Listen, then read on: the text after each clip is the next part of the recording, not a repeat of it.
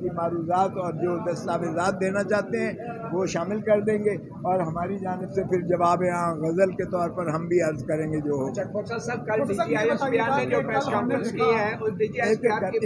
کے حوالے سے آپ کیا کہیں گے؟ اور دوسرا جو خود احتسابی کا عمل ہوا ہے فوج کے اندر اور سینئر افسران کے خلاف کارروائی کی گئی ہے، آپ اس کارروائی کو کیسے دیکھتے ہیں؟ دیکھیں، میں سمجھتا ہوں کہ DGISPR ہو یا کوئی حکومتی نمائندہ ہو، جب ایک معاملہ عدالت میں چل رہا ہو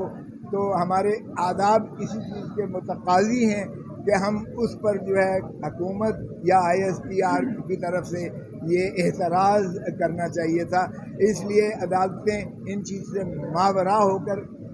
آپ نے دیکھ لیا کوئی ذکر نہیں ہوا ISPR کی یہاں بحث کرنا، ہم نے کوئی شکایت کی نہ کیا۔ ہم سمجھتے ہیں کہ یہ جس طرح وہ سیاستدان کہتے ہیں کہ یہ سیاسی بیان تھا، تو اسی طرح ان کی پریس کانفرنس بھی ان کو اپنی فورسز کو یقیناً ایک جو ہے موریل ہائی کرنے کے لیے ان کا تھا۔ ہم اس چیز کا عدالت کے آئین اور قانونی بحث و تمہیز پر کوئی اثر نہیں ہوتا ہے۔ انشاءاللہ آئین اور قانون کے مطابق عدالت اس کو جاری و ساری رکھے گی اور فیصلہ ہوگا۔ موسیٰ صاحب آپ نے 99.9% کنفیشنل سٹیٹمنٹس کی بات کی ہے۔ اچھا، اسی ضمن میں ہمیں انلیگل ایبڈکشنز اور فیملی ممبرس کو ہاسٹیج بنانے کی بھی رپورٹس آ رہی ہیں، اور یہ بھی آ رہا ہے کہ جو لوگوں کے بزنسز ہیں ان پر بھی کریک ڈاؤن ہو رہا ہے۔ تو آپ سمجھتے ہیں کہ جو ملٹری کورٹس کی لیجیٹمیسی ہے وہ کویسچنیبل ہوگی، یا صرف کویسچنیبل ہوگی یا بالکل کوئی لیجیٹمیسی نہیں ہوگی؟ دیکھیں، جہاں تک تو سویلینز کا تعلق ہے، سویلینز کے معاملات میں ملٹری کورٹ یا ملٹری پرسنل کا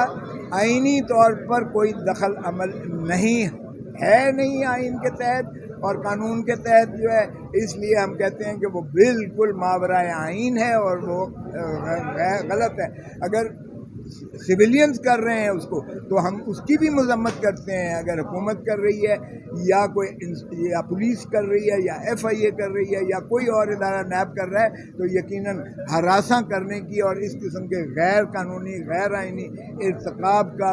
کوئی گنجائش نہیں ہے۔ کسی کی چادر اور چار دیواری کو پامال کرنا، کسی کو اغوا کرنا، کسی کو ہراساں کرنا، بلیک میل کرنا، بھتہ لینا، اس کی کوئی قانون میں آئین میں گنجائش نہیں ہے۔ آپ ہمارے پاس آئیں، ہم آپ کی نالش کریں گے۔ موسیٰ صاحب، بات یہ ہے کہ جو DGISPR نے پریس کانفرنس کی اس سے میسج یہ ملا کہ 102 افراد کے خلاف ٹرائل شروع ہو چکا ہے، جبکہ اٹارنی جنرل نے جو بتایا اس کے مطابق نہیں چلا، تو قوم کس پر اعتماد کرے؟ وہ سیاسی بیان تھا، یہ اصلی بیان ہے۔ مختلف جو ہے حوالہ جات بریگیڈیئر FB علی کا بھی حوالہ دیا گیا، اس میں بھی ملزم ایکیوزڈ کی تعریف کی گئی، اور ایکیوزڈ کی تعریف بعد میں جب فراز صاحب کو اغوا کیا گیا تھا تو سیف الدین صاحب نے ایک پٹیشن کی تھی جس کا حوالہ دیا گیا کہ ابھی ایکیوزڈ ہی وہ اس وقت بنتا ہے جب فرد جرم عائد کی جائے، تو ابھی ایکیوزڈ نہ بنے ہوں تو کسٹڈی ہی نہیں جا سکتی ہے۔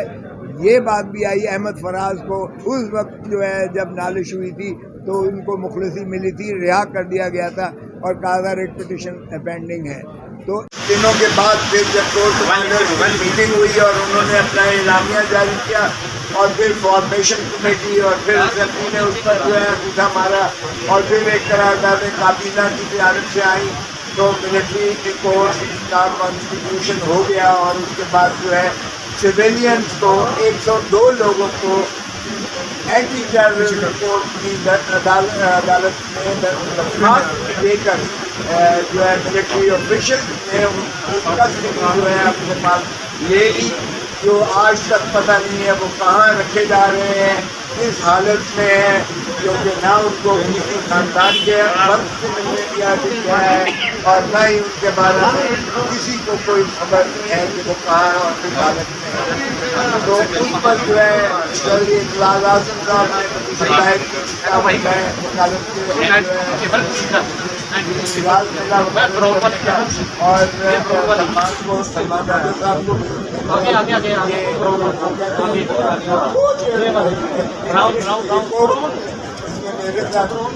یہ ہماری بحث کے بعد آج کے بحث مظاہر بھنڈاری صاحب کی انہوں نے آج پہ دلائل دیے سپریم کورٹ کے ساتھ साथ रुकनी बेंच के पास, और उनका इस्तदलाल भी यही था कि सिविलियंस जो है उनका जो है ट्रायल वो मिलिट्री कोर्ट में गैर आईनी है, और जो 1952 का आर्मी एक्ट है उसमें जो शिफ्ट नंबर 2 और डी है उसका डी का भी आगे शिफ्ट 2 जो है वो बुनियादी हकूक के मुताबिक और मुनाफी होगी तो उसे कलअदम सबर किया जाएगा, और अदालत उसका करार वाकई उस पर जो है वो डिक्लेरेशन देगी। तो इसलिए ये आज इसी पर हुआ। तो बहस और तमीज़ में यह आया कि इसकी भी अगर ऑफिशियल सीक्रेसी एक्ट के तहत जो है इसको अगर वो कोई अमल फेल ऐसा आता है तो ये वाज़े हुआ कि FIR किसी FIR में न कोई ऑफिशियल सीक्रेसी एक्ट का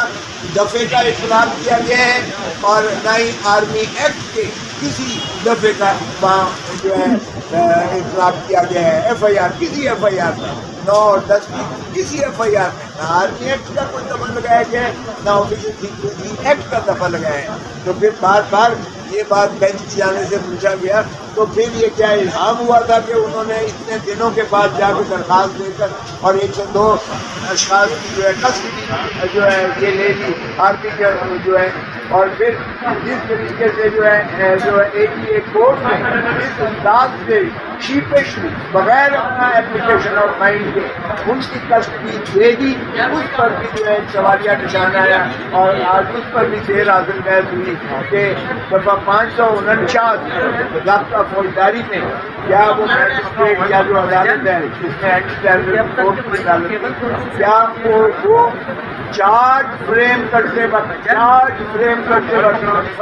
लगाते वक्त अगर वो समझती है कि किसी आर्मी एक्ट का इख्तिलाफ हुआ है तो हमेशा फैसला होगा। खोसा साहब आपने 99.9% कन्फेशनल स्टेटमेंट्स की बात की है। अच्छा, इसी ज़िम्मन में हमें इल्लीगल एब्डक्शंस और फैमिली मेम्बर्स को हॉस्टेज बनाने की भी रिपोर्ट्स आ रही हैं, और ये भी आ रहा है कि जो लोगों के बिजनेसेस हैं उन पर भी क्रैक डाउन हो रहा है। तो आप समझते हैं कि जो मिलिट्री कोर्ट्स की लेजिटिमेसी है वो क्वेश्चनेबल होगी, या सिर्फ क्वेश्चनेबल होगी, या बिल्कुल कोई लेजिटिमेसी नहीं होगी? देखें, जहाँ तक तो